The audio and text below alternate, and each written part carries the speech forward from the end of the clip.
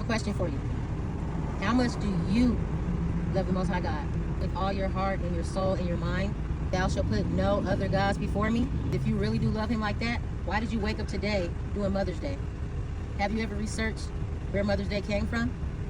Well, if you didn't, today you will discover that Mother's Day is a celebration of goddesses.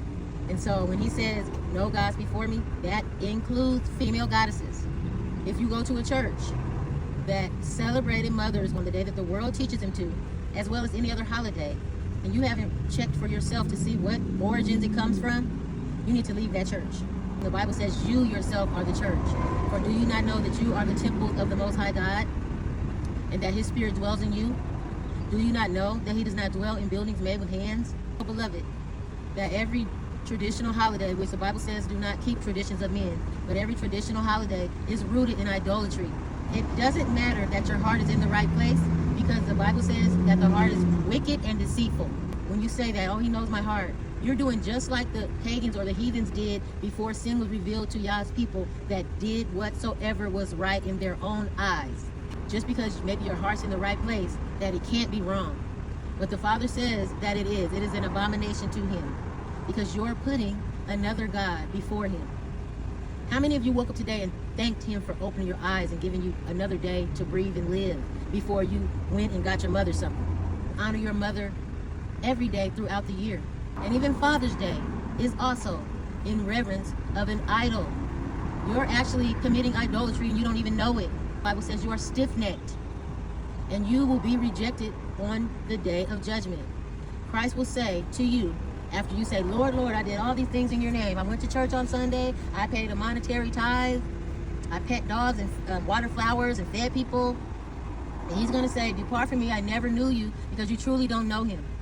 I'm doing this short video just to let you know that it's time for you to reevaluate yourself, as Paul said, and ask the Father, are you serving him in truth and in spirit? Because if you're putting any gods before him, if you're saying, oh, my heart's in the right place, and if you're confessing with your lips, but your heart is really actually far from him, you're being an abomination. And I'm sending this out to my family, my friends, those I don't know, hoping and praying that it doesn't fall on deaf ears. If you can't tear yourself away from these holidays, which are clearly, with a little bit of research, you can discover are rooted in paganism, in idolatry, in false God worship. If you can't tear yourself away from these, that means you love them. That means you love the things of the world.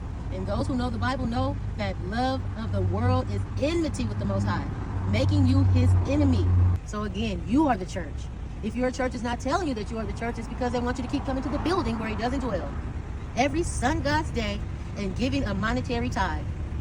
See, in the church, you can sit invisible, so to speak, in the chairs, not held accountable for what you're really doing. It's like going to high school and then you go to college. Your parents are responsible for you anymore. You're responsible for yourself, and if you really want that education. And so when you come out of this drug called religion, you will discover that you have been taught so many false doctrines. And on Judgment Day, you're not going to be able to pass the buck off to pastor or your priest like Adam did with Eve. The woman made me do it. You're not going to be able to say, Pastor taught me this, Pastor taught me this, because Father's going to say, I told you to study for yourself. Why did you not? Why did you reject all those messengers I sent before you? Why do you think they were weird or odd, or something was wrong with them, or that they were doing too much? Because I want to do as much as he will allow me to the last breath leaves my body. You pastors teaching your church to celebrate all these traditions, shame on you.